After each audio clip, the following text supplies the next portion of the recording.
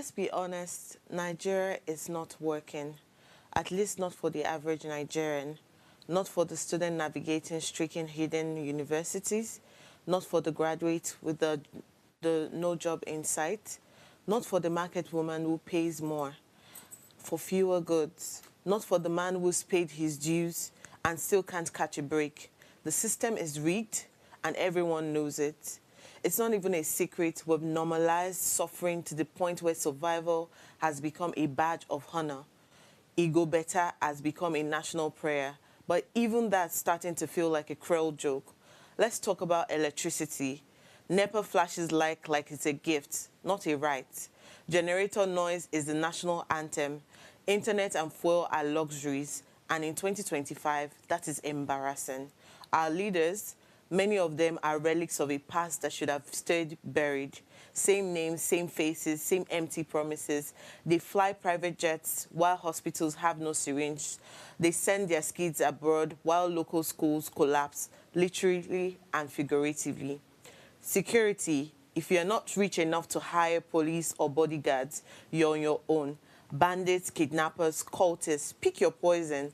The North bleeds, the Middle Belt burns, and the South hustles like there's a gun to its back. That's a sad one, but we keep on looking at it. Even the economy, we measure it in pain now. Naira is dancing Zanko against the dollar. We don't have issues, price rise daily, but salaries are static or unpaid.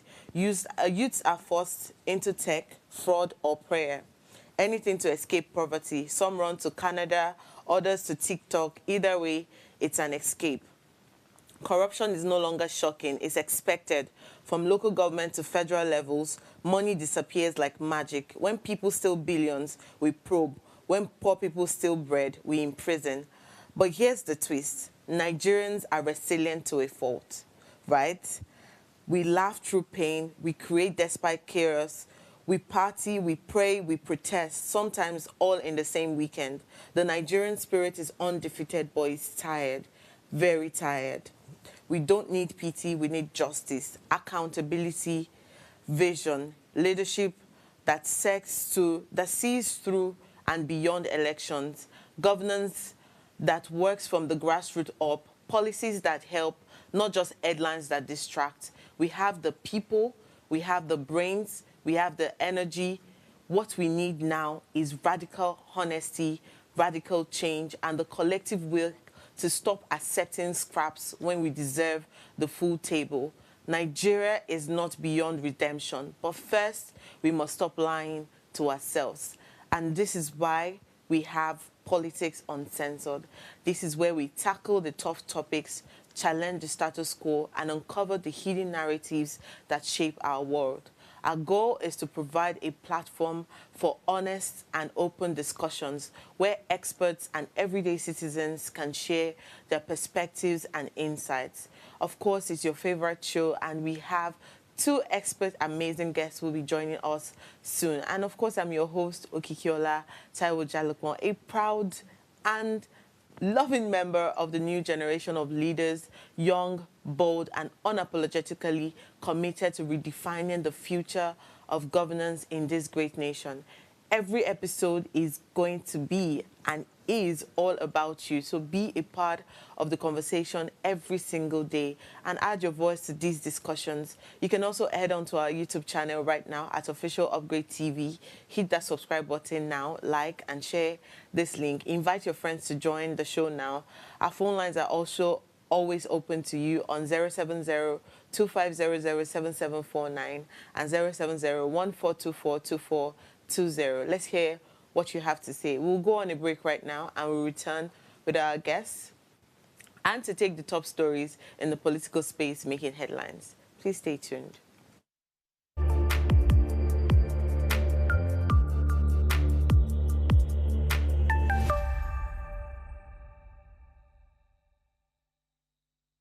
Tell us you're a Nigerian without saying a word. Energy security is one of the most pressing issues for many developing countries like Nigeria. And if there's going to be any meaningful progress, addressing our energy issues is non-negotiable. I need to see light for my house. Make them do something. Band A is expensive. I literally have to turn off all my appliances just to reduce costs. We need light. Introducing the Energy Outlook, your go-to show for everything energy. Every week, we'll bring you the latest insights, innovation, and in-depth analysis of Nigeria's energy sector. From policy discussions to regulatory insights, we'll analyze the key decisions influencing growth and sustainability in the energy sector. We'll bring you the human stories behind the headlines, giving you a personal perspective on the broader energy challenges. Join me every Friday at 6 p.m. for the Energy Outlook, your guide to the future of energy, where energy means business. Nigeria, by extension Africa, battles a growing youthful population, and with little or no meaningful engagement, leaves a ticking time bomb on our hands.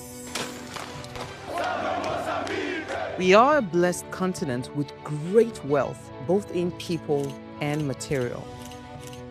Our focus on ways remains driving conversations that affects us all.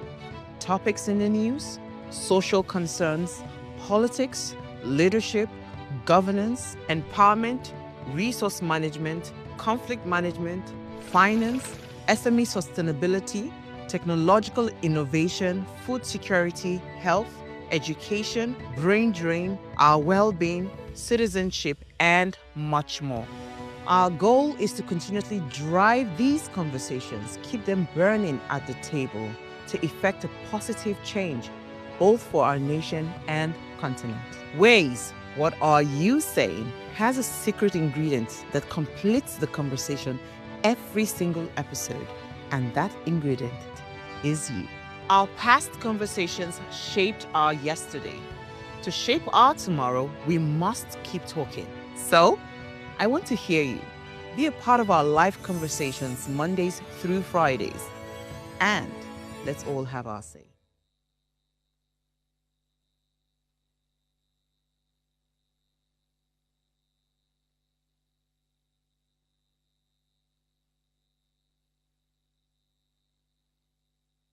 Life is made up of moments, some that fill us with joy, others that test our strength. Welcome to Heartlines. This is our space to explore the highs and lows of human connection, the love, the heartbreak, and resilience that shapes our life. From relationships to friendships, parenting to partnerships, and so much more. Every week, we share stories and conversations that define us, navigating love, separations, the struggles of parenting, dealing with anxiety and managing the pressures and stress of life. Real conversations that bring us closer, helping us heal, grow, and connect. So join me Mondays through Fridays at 10 p.m. for Heartlines, the show where we'll connect hearts, have real conversations with real people, one story at a time.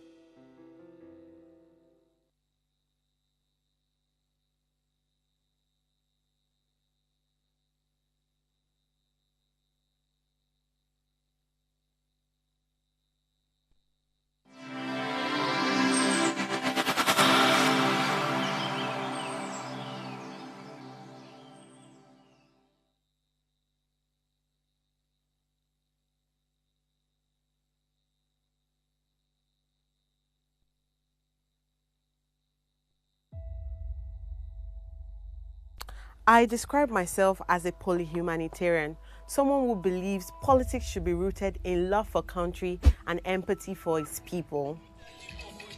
I'm thrilled to introduce to you Politics Uncensored, a show dedicated to tackling the political challenges that matter most to Nigerians. This is more than just a show. It's a space for honest, unfiltered conversations about the issues that shape our nation. From policy reforms to elections, leadership tussles to governance at all levels, and the overall political landscape in Nigeria, we will dive deep into how politics is impacting our everyday lives. So join me on this journey as we challenge the status quo, spark dialogue, and work together to build a brighter future for Nigeria. Let's make our voices heard and drive the change we deserve.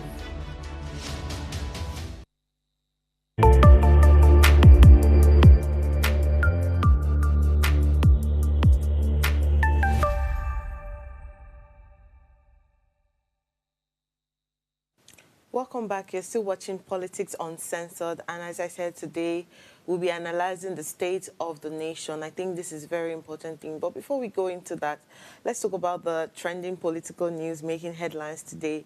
And we have one from Alex Oti saying Tinubu made courageous decision to stop fuel subsidy. And on that, the Abia State Governor, Alex Oti, has said that it will continue to support President Bola Tinubu as he takes difficult but courageous and necessary economic decisions to fix Nigeria's economy. He added that Tinubu made a courageous decision to remove the fuel subsidy and that it ought to have been done long ago. Otis spoke on Sunday when he received a former governor of Abia State and the senator representing Abia North Senatorial District in the National Assembly. The duo paid Oti a friendly visit to commend and encourage him for the good work he's doing in the state and also used the opportunity to discuss governance issues with him. But here, Oti said that when you are talking about supporting President Tinubu, the president and I are very good friends, and our friendships predates party politics and current positions. We agree on so many issues, and as it is natural, we know where we disagree. But when you talk about economy, what Mr. President is doing has always been my position for a long time. But this is sparking a lot of controversies because the party structure of these two people are very different. And he's saying here that he supports him on so many grounds. But I would like to hear from our guest. Is Okon here with me? Yeah. Yeah, so I would like to hear what you think about Alex Oti saying that he completely agrees with what President Tinubu is doing, as against what many Nigerians are saying. We have mentioned how Nigeria is in hardship and the economic reforms seem not to produce any results. But here is Alex Oti saying that he is doing a great job. So what do you have to say about that? You know, one thing I've come to see is that our politicians tend to be so sycophantic. You know, they have this way of trying to massage those in authorities, maybe just to curry favor, because, you know, where will your support, or why Nigerians will say, okay, this idea to remove subsidy on petrol is a good thing or should have been done a long time ago. But we should not also forget history. When the former president, Goodluck Jonathan, wanted to remove this same subsidy, it was the same president, Bola Tinubu, that hit the streets alongside other top Nigerians. I remember some names like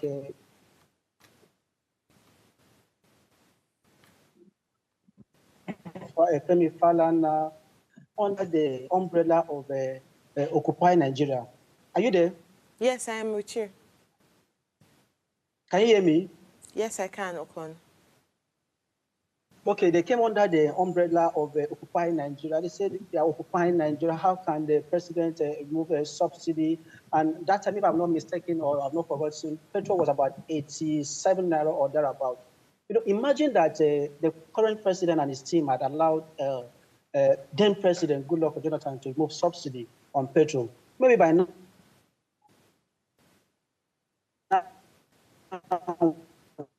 this is the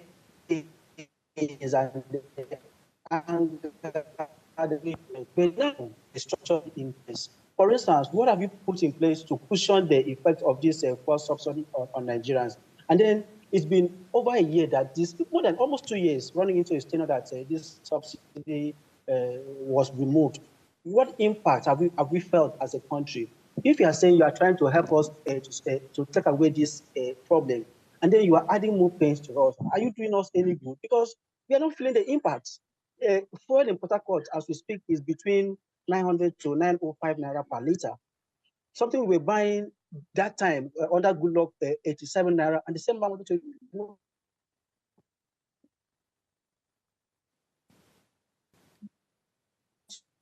I think that network is getting the best of Okon right now. But I'd also like to hear from Honorable Kamal if he's here. Do I have him here with me? Okay, do I have the floor now? Yes, of course you do. All right.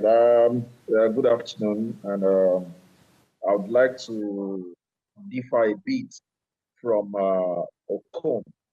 You know, what the Abia State Governor said is not in isolation. It's just re-echoing what so many Nigerians of notes have said.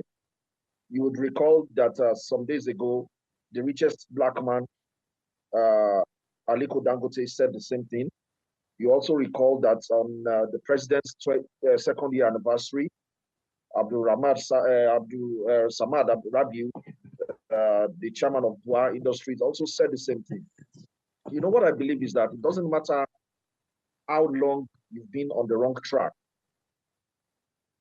The truth is that as long as you continue on the wrong track, it won't lead to the right destination. You know, so it's leadership for you to know that you've been on the wrong track, then make a detour to get to where you are going. And that was what Ashiwaju said. On the very first day he assumed the office. And for people who said they've not seen, the effects or the dividends of removing his fuel subsidy, I work in revenue, so I have an idea, when it comes to this thing. Go and check the allocation of each local government and each state government since this subsidy has been removed. Some have been triple, some have been double what they used to collect. The onus is now on us to make sure that we hold the chairman of a local government and our state governors accountable. What the president has done is to make sure that we have, more money for us for developmental projects in the states and in the local governments. And this is very easy. This is not rocket science. So instead of us to, and this is all about perspective, instead of us to look at the cup as half full, why don't we, as half empty, why don't we look at it as half full? That's my take on that. That I've also realized is that we keep talking about allocation being increased, which is very amazing in that sense. But one thing that we've always lacked in this is the sense of implementation and being true to the core of why that money was allocated in the first place. At this point, I'm not trying to throw the blame only on the president, but also extending it to the local government. You have mentioned that we should start holding our local government chairmen, at par, that you must work. But what happens to the laws that bind the local government chairman and all of these other people from doing the work that actually matters? So beyond allocation, just allocating a number of money does not necessarily translate into work being done. So I think that one of the things that I would like to see moving forward is that for someone like you, who is the vice chairman revenue, can also push for other people, especially in your constituency, starting from home first, to actually do the work that matters the most. But then this is saying thank you for also highlighting your own point, as well as Okon did. But basically, this is all the story that we have on the political headline today. We'll take a breather, and then we'll come back with our hot topic for today. Please stay with us.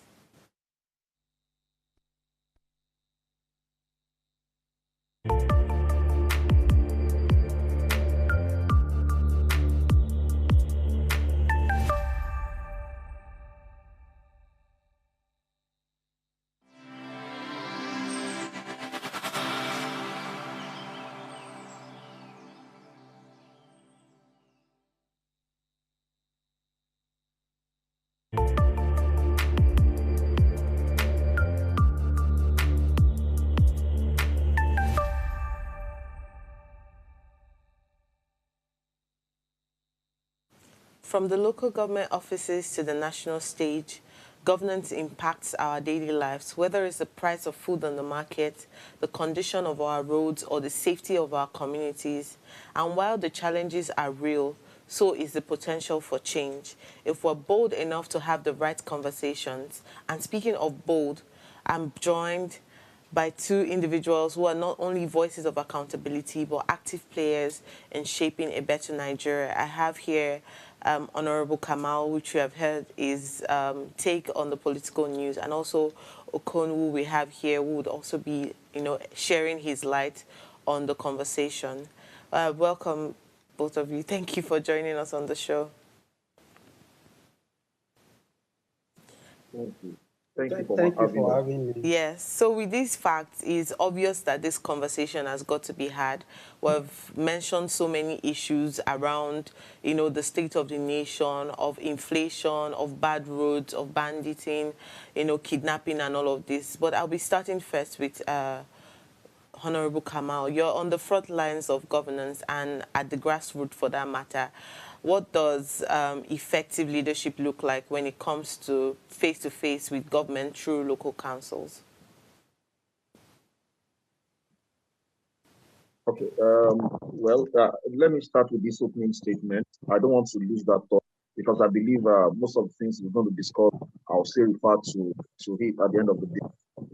You see, when a man or a nation has been so badly battered, I want you to underline that, so badly battered, and now help comes. But when the help comes, there's the tendency for that nation or for that individual to see little progresses as nothing because he has been so battered that he feels that little progresses are nothing. And in the recent development about gradualism, for those either Christians or Muslims who believe in the law of creation, that God created the world and all of that, God started with 2 people. And today we have 8.2 billion people on the face of the earth. That shows gradualism. God is all powerful. He could have created 8.2 billion people and said, okay, go and occupy the earth. But, it was gradual. And, when you talk of development, it has to be gradual. You need to celebrate the little achievement. When you take baby steps, you celebrate it. And that's what makes everything so enjoyable at the end of the day. Going back to your question, interfacing at the local government level, I believe this level, even though it has been severely overlooked as non-existent in quote, in the sense that people don't really pay attention. People are more interested in the state elections. They are more interested in the presidential elections.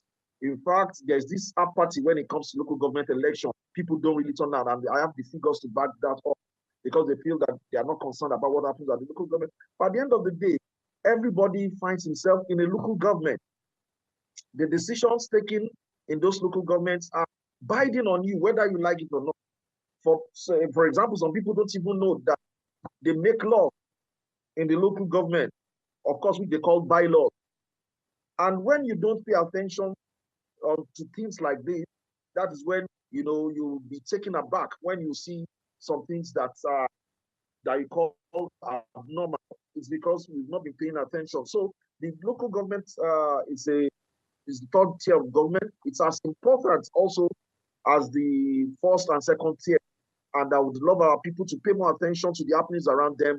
Let them pay attention to local government elections. Let them pay attention to all the things happening around them. Their CDA, CDC, very, very important. Thank you very much. And I think that one thing I picked there, which I've also been advocating for, is the fact that more people need to be involved in local government elections. Beyond the buzz of 2027 is the fact that 2025 is here looking at us. And by July 12th, would in a lot of other constituencies in Lagos, if I'm going to speak so for Lagos, people are going to be voting in new chairmen and new councillors in their wards. But a lot of people still don't have an idea of what a local government election should look like. It seems like an alien election in that sense, but then we know how to throw the blames back at the local government chairman and councillors when we cannot, ask them for accountability. But that's on the part. I would like to ask Okon a question. As someone who reports on governance daily, and what would you say is the biggest myth about how Nigeria is being run, and what's the reality behind it?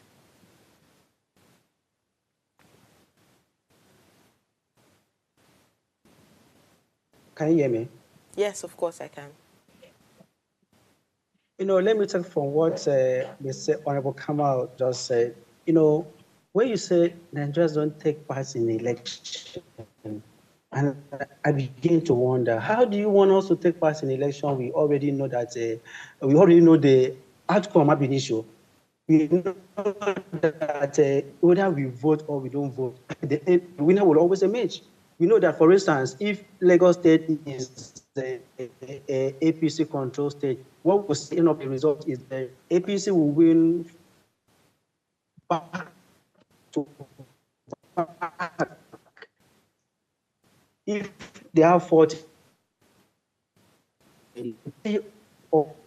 of the route will be or election, that that the whole process is fraught with irregularities. Something that whether you are there or not, or something that the results can even be written a night or a day before the election, before the process has already kickstarted. Why are you going to stress yourself? So one thing we need to know is that the politicians have so much made the system to be so terrible that Nigerians, personally, we've lost confidence in it because we don't see hope. We don't see hope in what they are doing. Let's take, for instance, now, the elected officials in the country, the presidents, the governors, they are just barely 2 years in office. But at the moment, nobody's even talking about governance again. Nobody's talking about the insecurity in the north. Nobody's talking about the high inflation in the country. Nobody's talking about the high corruption in the country. Nobody's talking about the electricity tariff and all of that. You mentioned, I saw the interview you made. You will not have electricity. At the end of the month, NEPA will bring NEPA bill, and you pay. Sometimes so outrageous, you still have to pay. Okay, just 2 years. We are already talking about 2027 elections. We've seen the gale of defection, from APC to PDP, governors. Just last week, the governor of Akwa Ibom State left his PDP and to APC. And we are thinking, are we in the electionary period? You just barely served 2 years. Why already think about the next election? What this shows that they don't care about us. They don't mean well for us. It's all about themselves. It's all about themselves. If they think about Nigerians, if they feel our pulse, if they know that before now, we can use 5,000 to cook a pot of soup, but now 50K may not even help you to cook a pot of soup, but they don't care about that. That's why I started in my opening statement. I said,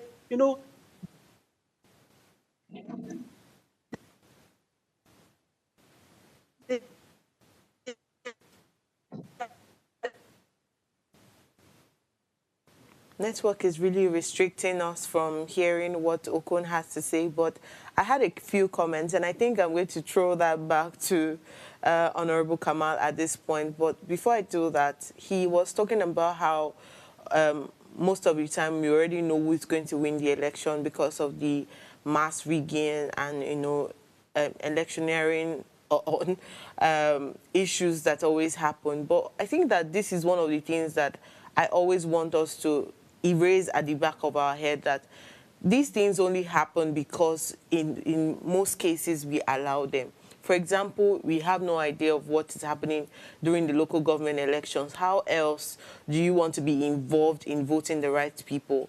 Before election day, there's the pace of primary elections, there's the pace of being involved in party system, there's the pace of being involved in a lot of things before the election. So I think that one of the things that we should establish is that we can't change what happens during the local government elections. We can change what happens during elections. 2023 proved that to us, that it's not about a trending party, a ruling party in that sense, or a small party.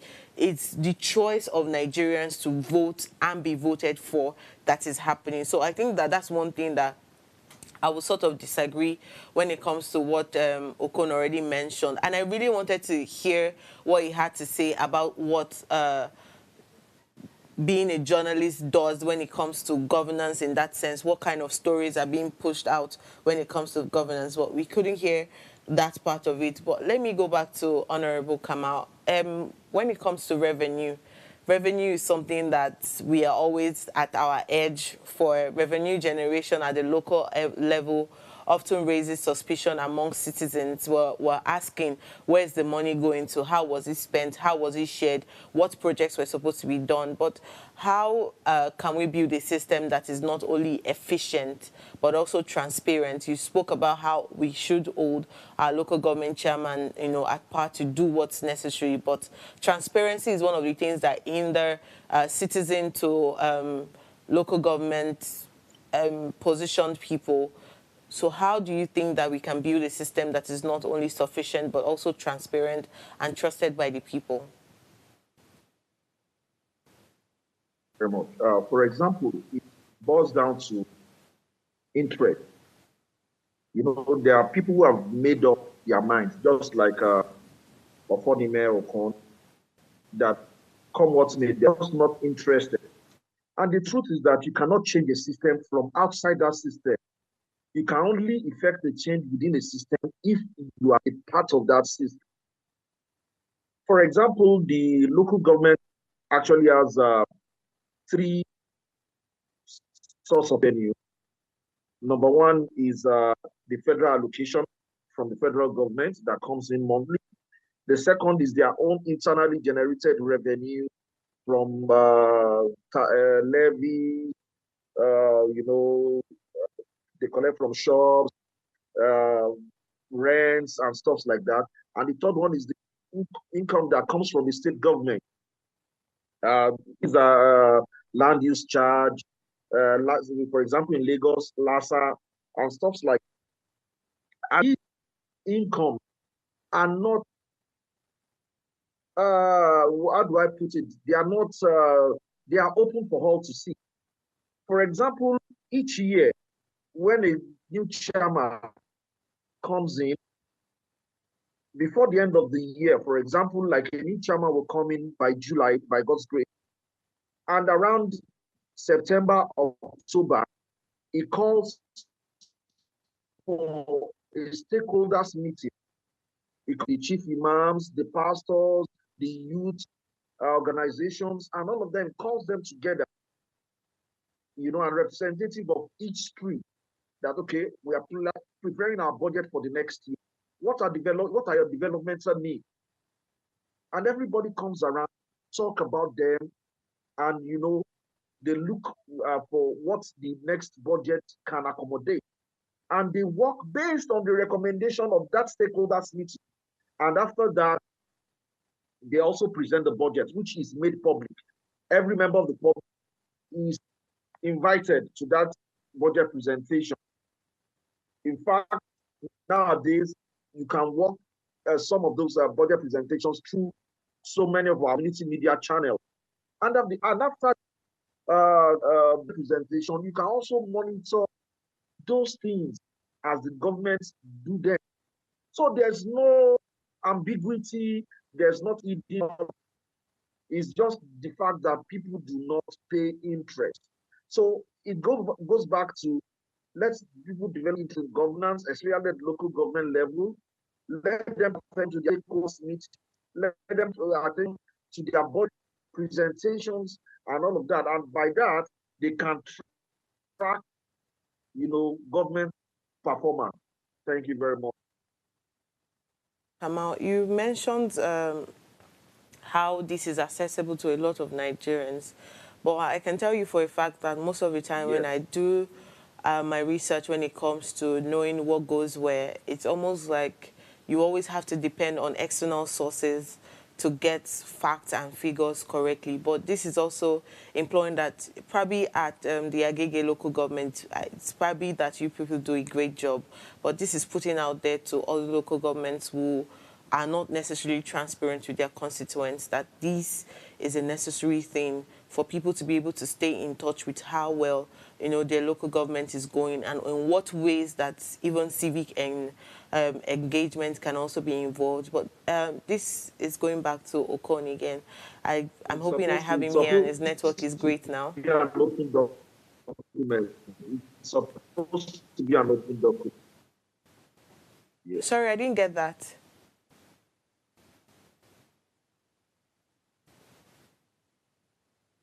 I'm guessing Honorable Kamal was saying something. Okay, Yes, I so said I said it's supposed to be an open document. So if local government, it's supposed to be an open document for people to see. People should be aware of your income and your expenditure. It's supposed to be an open document. thank you very much, Honorable Kama, for your comments so far. Let's take a breather and then we return again with going deeper into the state of the nation. Please stay tuned.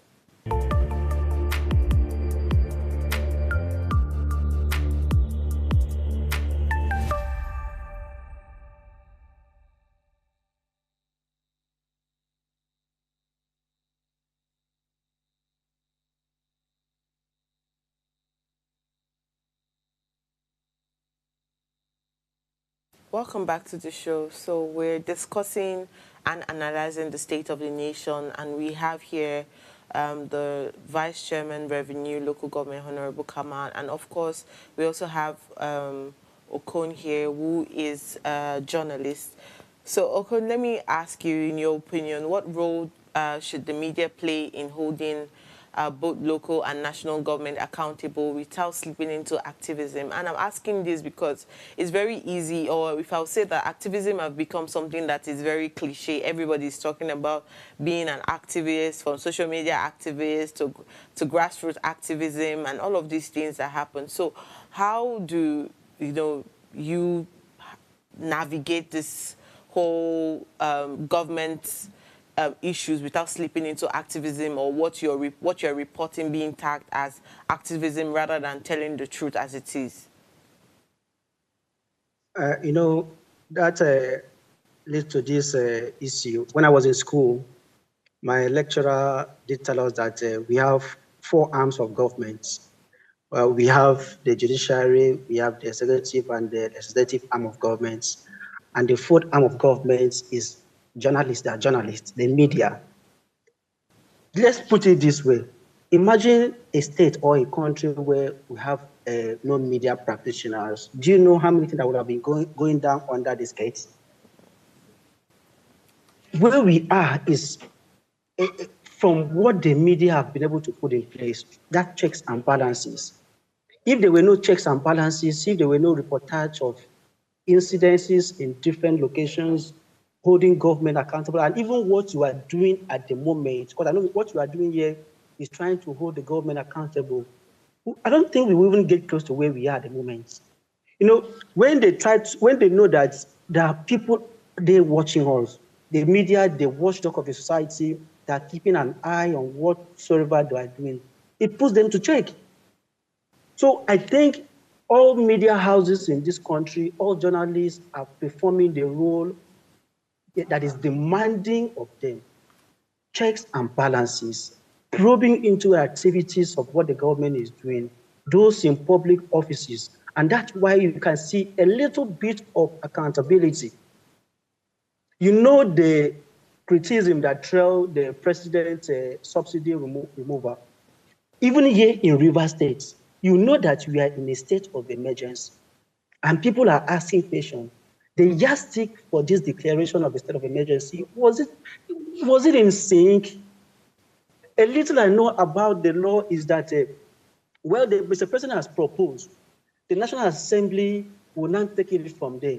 And from the little I know, from the little I've read, you can't do that through voice votes. You have to look at the numbers of senators, National Assembly members on seats. But you see what happened during the proclamation of the national state of emergency in Rivers State using voice votes. So, what I'm saying is that what you are seeing, the little significance, the growth you're seeing, is because of what the media, journalists are doing. We are actually putting them to check. But we cannot be like US overnight. We cannot be like UK overnight. A journey of 1,000 miles begins with a step.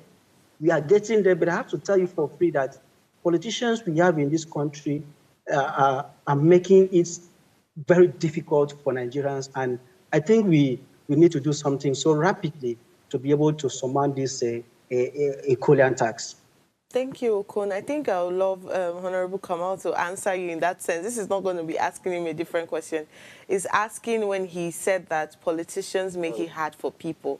So, Honorable Kamal, as a politician, are you making it hard for people or of the constituents to Well, thrive? my friend Okon is approbating and reprobating at the same time. Well, let me start from the question you asked him. I think one of the major jobs for the journalists should also be orientation and reorientation. It should be thorough education of the people. We have a very large percentage of uneducated people. So the onus is on the government, firstly, and secondly also on our journalists, reforms of government. For example, some of the reforms Ashwadi Bola Ahmed Tinubu is embarking on now, if only the people truly understand this reform. For example, those four tax reforms, for example, the educational loan to the student and stuff like that. If truly people understand some of this reform, then they will know that we're actually on the path to recovery. So I think the journalists should take it upon themselves to make sure that without bias, they educate people on all the reforms of government so that they should break it down to the language that people will understand. Then secondly, I think nobody is making it hard for anybody. Okay, this goes back to, for example, I myself, I believe I have what it takes to lead my local government. So I threw my hat in the ring to contest for the chairmanship of my local government area. At the end of the day, I did not win the election. You know, I had to follow party supremacy and stuff like that. But I am in the system now. And whenever the buck stops at my own table, I'm able to influence positively. I'm able to take the right decisions. I'm able to do things that I believe is for the good of people. And that is how we are going to change Nigeria. It starts with you, it starts with me. You know, if good people refrain themselves from politics, then how will politics be good and clean? So if you feel you have what it takes, don't say politics is for certain people. We are all political animals by definition, and we play politics one way or the other. And if you know you have what it takes, you can start from your local government.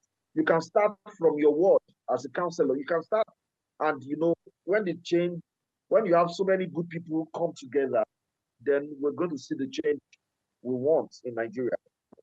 Thank you very much, Honorable. You said quite a number of things and maybe directly or indirectly attacking Okon in that sense, but you mentioned how orientation and reorientation has to be done by the journalists to inform people of how the system should be and how it should go and the kind of things that they should start asking for and the level of their rights. And I think that that's something that has become uncommon in a lot of media spaces, but we still have good journalists, we still have good media houses who are willing and do that every day to inform the citizens about the real-life issues that happen and how they can also have access to their constituencies and the things that go on there.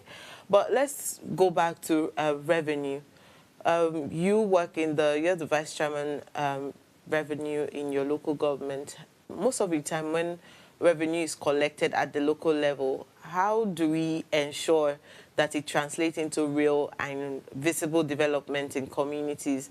We can relate that to your local government. I've seen in my own local government where there's a road project or there's a school project, and apart from that iron that they will come and put and just say sponsored by, donated by, done this by,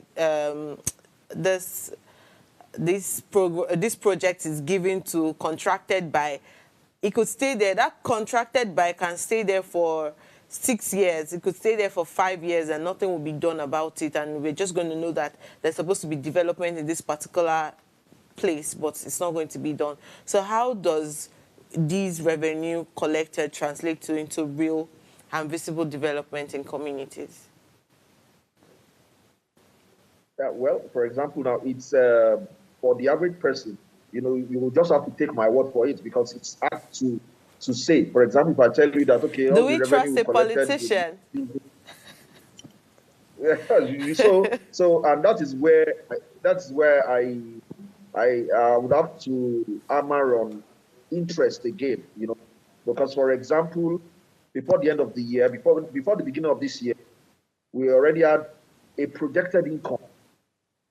We projected based on last year's performance, previous year's performance, and we took into consideration the fact that this is an election year, local government election year, there will be some kind of apathy in payments, and stuff like that. So we came to a realizable revenue figure.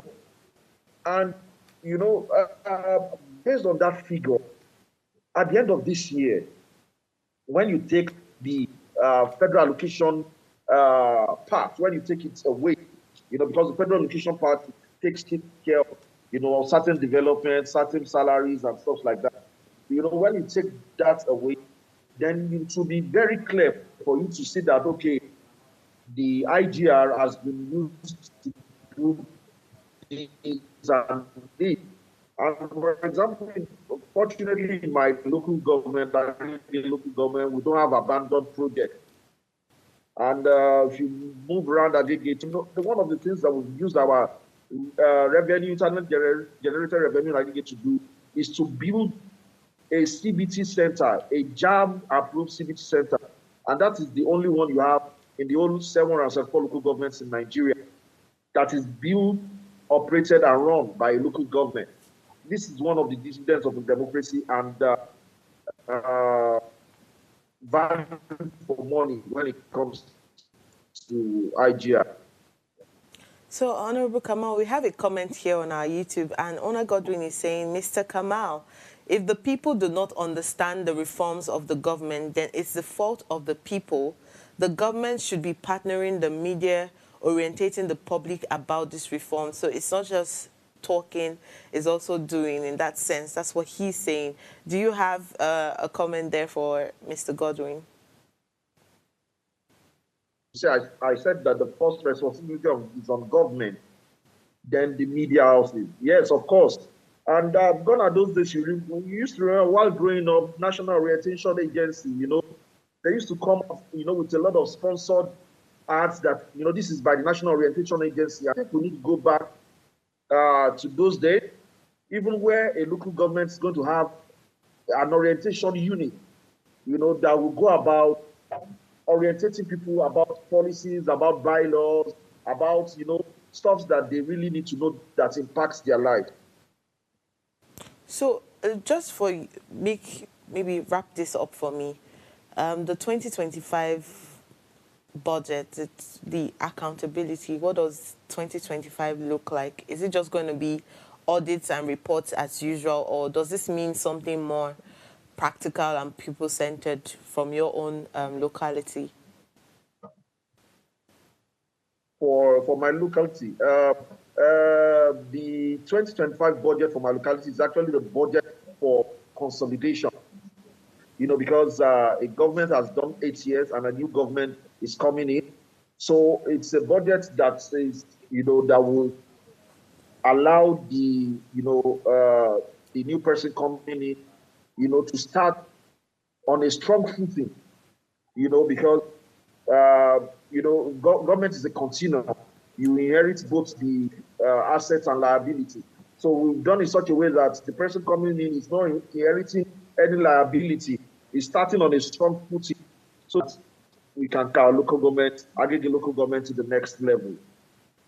Thank you very much, Honorable. And let me just have a wrapping shot from Okon. Moving on, what's the media going to be doing differently, especially from your end in the rivers where there's the state of emergency? What's the media going to be doing differently to orientate and reorientate people on their rights and the need to do basis?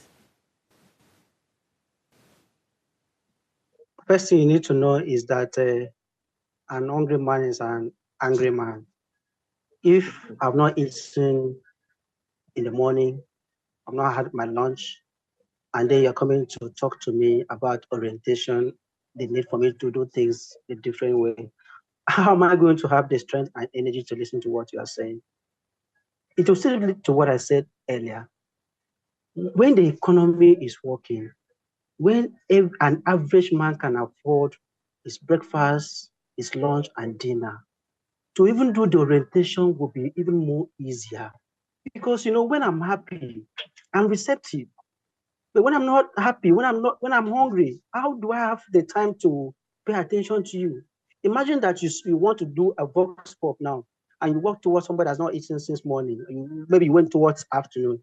This has not eaten in the morning, has not eaten in the afternoon, and does not even know where the next meal comes from.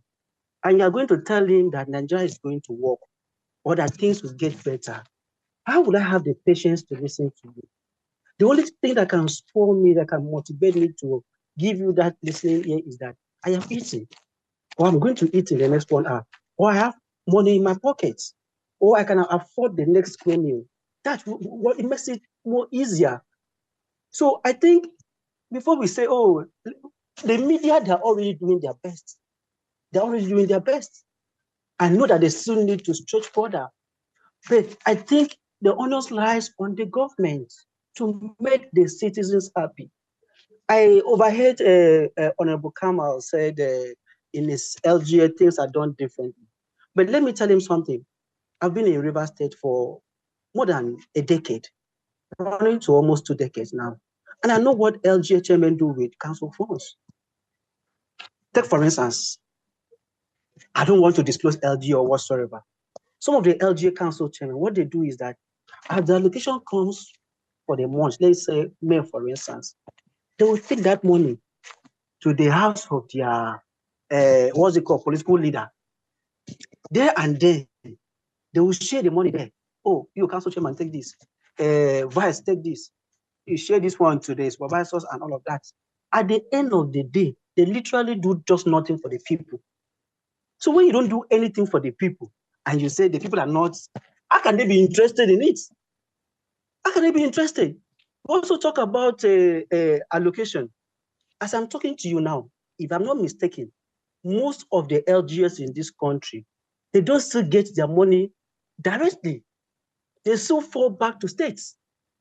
It is a state that will now say, okay, Agege, for instance, take 2 million. Lagos, take 5 million. So in that kind of situation, how do you now go about executing projects?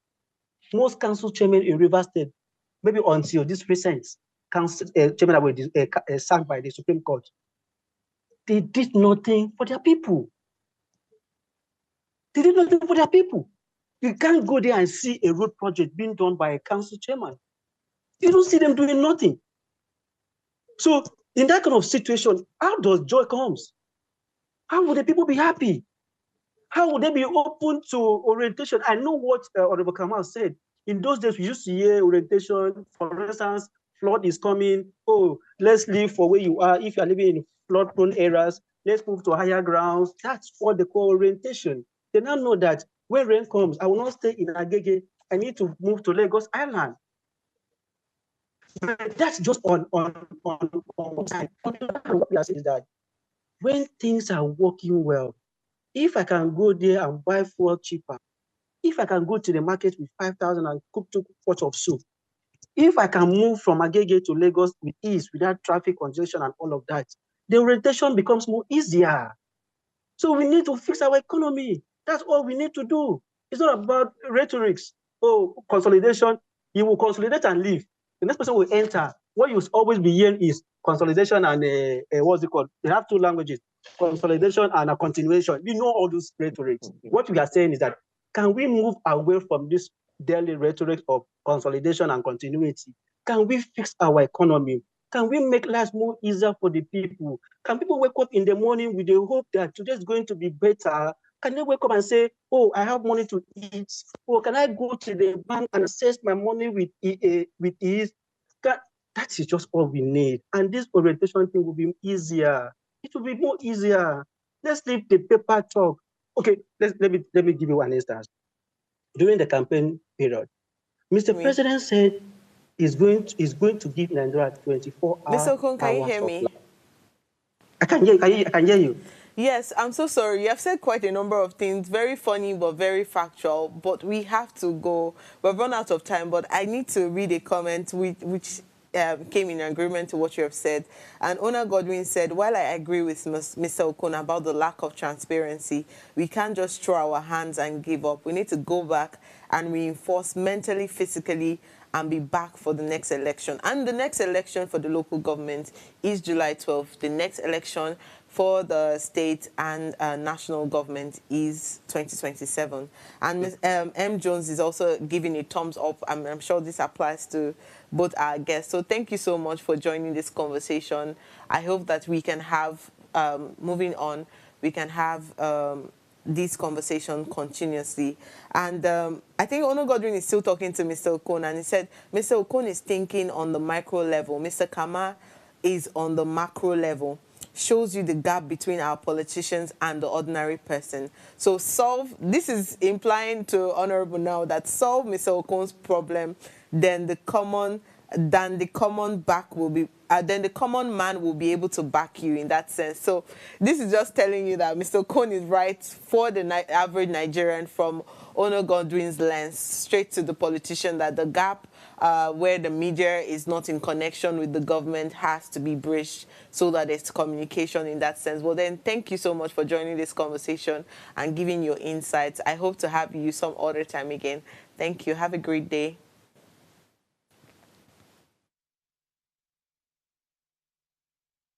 At this point, my take on it will always be the stance of both parties, but more on the average Nigerian. I live a daily life struggling, being a young person, struggling to eat, sleep, wake up, be part of people's life, be part of my family's life, and all of that stuff. But I'm hoping that from today we can highlight the state of the nation and start to see that change starts from us, and calling out the government and people who are supposed to make things work for us from now henceforth.